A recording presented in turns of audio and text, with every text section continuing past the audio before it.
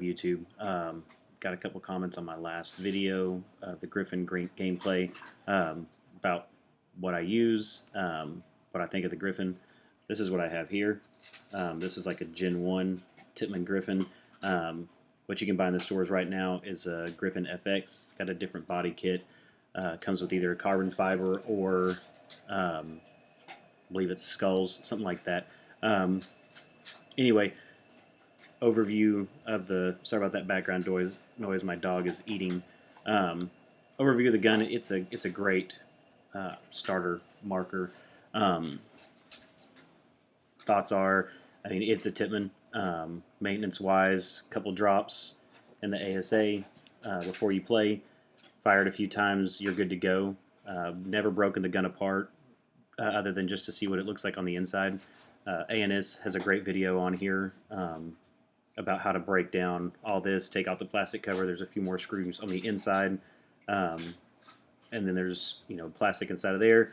Basic internals are the same as your 98s, A5, very similar. Detents are actually out of those guns. If you're going to do a full rebuild, O-rings and all that kind of stuff, then you just get a Titman 98 O-ring kit and use what you need out of there. I'm not going to go through a full breakdown. ANS has a great video showing in detail how to take this thing apart, put it back together. Some of the features of it that you'll notice, got a clamping feed neck or a, it's actually a screw-in feed neck. It's got a little Allen right there. We'll accept all your normal loaders, hoppers, whatever you decide to use. It has a 2-finger trigger. This is not a double trigger. It is a 2-finger trigger, so that means you can get 2 fingers in there. You're not going to be able to walk this unless you've got some kind of crazy finger skills that I don't know. I have seen mechanical guns walked, but this one is not one of them, at least not from what I can do. I do like the double trigger just because the way I hold the gun up there, I shoot with my middle finger. Double trigger gives me, or 2-finger trigger, gives me a little bit better finger placement on there. Trigger pull on this is super smooth, super. It's not light, but for me, it's consistent. You can see there, it's not super long. There's that, and then there's fire. So it's not a very long trigger pull. For me, it works. Again, it's a mechanical gun, and it's a Titman. It's going to work. You can leave it in your bag for years, pull it out, throw a little oil in it. This thing's going to go. As far as what I use on a hopper, is I have the Empire Revolution, or I guess it's the Reloader, but it's basically an Empire Revolution. I can do a full breakdown of this if you want. If you do, let me know in the comments. It's just it's your typical, just like the JT Revy, but for this style marker and gameplay that I do, I'm not out shooting this. I don't need to get a a Spire or a rotor or anything like that, just because with this gun I'm not going to outshoot that loader. For the barrel, it comes with, let's see if I've got the original barrel is, I believe that's I think it's a 10-inch. It's got some porting on there. It's a huge bore size, just like any typical stock barrel. It's loud and it's short. It doesn't do much as far as accuracy or anything like that.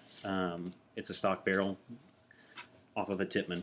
So I got this one. It's just a 14-inch CP one-piece.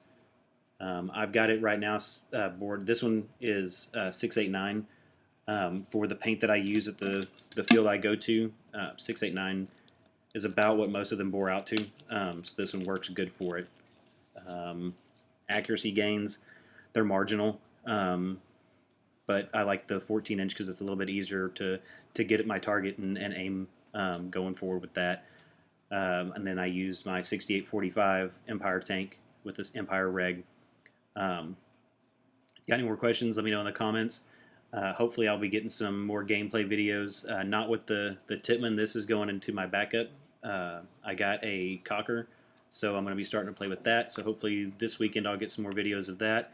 If you have any questions or anything about the Tippmann, let me know. Overall thoughts, it's a great beginner gun. It's a great backup gun. Um, it's basically it's like a 98 in a smaller package, a little over a foot long. Real easy to get a nice setup, foregrip for my hand size, and it's perfect for me. I think these retail right now at Walmart and Academy for like $100. Um, Personally, I wouldn't pay that.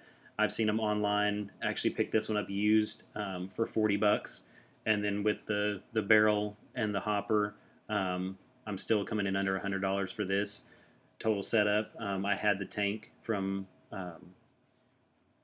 playing before, so with that, if you're trying to get into this, I think you're going to get a gravity feed shake and shoot hopper. You're going to get the stock barrel. You're going to get no tank for $100. I think if you go online, look around, you can find these for. I've seen them anywhere from 40 up to 80, but really they're about $40 is what they're worth without any kind of upgrades or anything like that on them. And going into upgrades, there's not really much for it. It's its own platform, so any kind of A5 upgrades or something like that, like an E-grip or something like that, it's not going to fit on here. And really, if you're trying to E-grip a gun like this, just spend that money and get you something that's electric in that field. But like I said, for me, it's a good backup. It's the gun that got me back into paintball after a few years off. I really like it. It's a fun shooting gun. Again, that's my dog barking there. If you guys have any questions, though, let me know in the comments. Hopefully, I'll get some more videos posted up. Gameplay with my new cocker. I'll eventually do a video breakdown of that. If you want to see a full gear bag breakdown, I can do that as well. I'm a budget baller, weekend warrior, whatever you want to call it. So I don't have, I'm not coming out with thousands of dollars worth of gear to go out and play on the weekends.